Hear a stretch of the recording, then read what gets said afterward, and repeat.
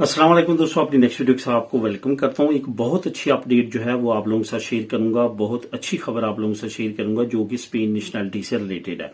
आपको पता है कि एक बिग कम्युनिटी ऐसी है जो कि स्पेन की नेशनलिटी ले चुकी है और एक और बिग कम्युनिटी ऐसी है जो इंतरामीते में है और बहुत ज्यादा एक बिग कम्युनिटी ऐसी भी है जो कि प्रिपरेशन कर रही है अपनी स्पेन की नेशनलिटी लेने के लिए। इस नेशनलिटी प्रोसेस में 2014 और 15 के बाद काफी ज्यादा तब्दीली आई, क्योंकि उससे पहले आपको ना तो सीसीएसई का एग्जाम देना पड़ता था और ना ही आपको दिलिया दूसरा एग्जाम देना पड़ता था।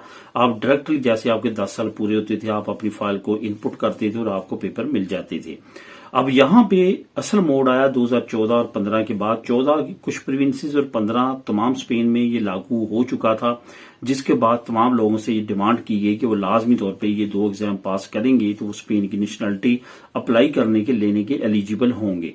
अब यहाँ पे एक बड़ी अपडेट है जो कि हुकूमत की एक प्रोसेस के अगेंस्ट अदालत की तरफ से आई है, जो मैं आप लोगों के साथ शेयर करूंगा। और आपको ये भी बताता चलूं कि इस न्यूज का लिंक आपको नीचे डिस्क्रिप्शन में मिल जाएगा। इस लिंक को आपने खुद भी क्लिक करके रीड करना है। ये बिल्कुल अहम और बहुत इंपॉर्टेंट खबर है। इस पे अभी आपने किस तरह अमल करना है और किस तरह से इससे अपॉर्चुनिटी से फायदा उठा सकते हैं, क्या सर्कमस्टेंसेस है, ये भी आगे चल के आपको बताऊंगा। सबसे पहले तो आपको बताता चलूं कि क्योंकि मैंने पहले बताया कि 14-15 से पहले आपको जरूरत नहीं थी सीसीएसए या दिलिया दूस का एग्जाम पास करने की, उसकी सर्टिफिकेशन साथ लगाने की, स्पेन की नेशनलिटी लेने के लिए। लेकिन उसके बाद ये इम्प्लीमेंट हुआ। अब हुआ कुछ इस तरह, जिन लोगों ने 13-14 को भी फाइलें सबमिट करवाई थी उनका 15, 16, 17 तक और उसके बाद तक भी जो है वो उनको लेटर आते रहे कि क्योंकि अब कानून तब्दील हो चुका है, अब आपको सीसीएसई और दिलिया दूस का एग्जाम पास करना है, सर्टिफिकेट साथ लगाना है, तो हम आपकी नेशनलिटी पास कर देंगे, वरना आपकी नेशनलिटी को रिजेक्ट किया जाता है। अब इन लोगों ने जो है वो 14-15 का कानून आने से पहले अपनी नेशनलिटी को जमा करवाया था, लेकिन उनको भी ये लेटर रिसीव हुए और उनकी नेशनलिटीज को रिजेक्शन मिली। अब यहाँ पे कुछ लोग ऐसे भी थे जिन्होंने इसको क्लेम किया और इसके अगेंस्ट कानूनी कार्रवाई की। अब उसमें से एक शख्स है जिसने हौसला किया, जैसे कि बेशुमार केसेस में पहले भी सुप्रीम कोर्ट ने इमिग्रेंट्स के हक में फैसले दिए हैं और ये भी फैसला इमिग्रेंट्स के हक में आया है। अब यहाँ पे मैं आपको स्पेसिफिक करता चलूं कि जिन लोगों ने इससे फायदा उठाना है, इस ऑर्डर की वजह से वो फायदा उठा सकते हैं।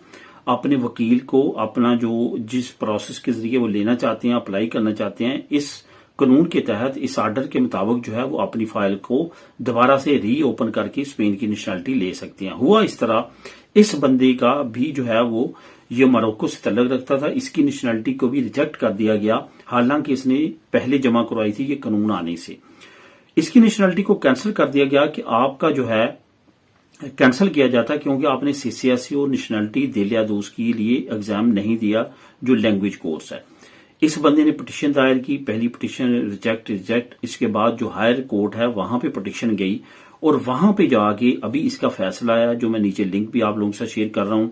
उसमें फैसला यह है कि क्योंकि उस वक्त इसने अपनी फाइल को सबमिट किया जब इमिग्रेशन के प्रोसेस तमाम में अभी तक ये अनाउंस नहीं हुआ था कि सीसीएसई और दिलिया दूस लाजमी है स्पेन की नेशनलिटी अप्लाई करने के लिए, उस वक्त इसने फाइल सबमिट करवा दी थी। तो इस पे ये कानून लागू क्यों किया जा रहा है, इस वजह से इसको नेशनलिटी दी जाए। ये एक बड़ा फैसला है जो कि अदालत की तरफ से आया और बहुत ज्यादा लोगों के रास्ते ओपन हो चुके हैं। बेशुमार लोग ऐसे थे जिनको रिजेक्शन का लेटर मिले थे, जिन्होंने 13 में, 14 में और 15 में इवन जमा करवाई थी, तो उनको ये लेटर रिसीव हुए थे कि उनको नेशनलिटी नहीं मिल सकती क्योंकि नया कानून आ चुका है। नए कानून के मुताबिक उनको सीसीएसई और दिलिया दूस का एग्जाम देना होगा। अब इस अपॉर्चुनिटी से वो लोग फायदा उठा सकते हैं जिनको वो लेटर रिसीव हुए थे और वो दोबारा से अपनी फाइल को रीओपन कर सकते हैं, करवा सकते हैं। इसके लिए आपको करना क्या होगा, इसके लिए आपको एक वकील हायर करना होगा जो कि एक शनाख्तियात का एक्सपर्ट हो।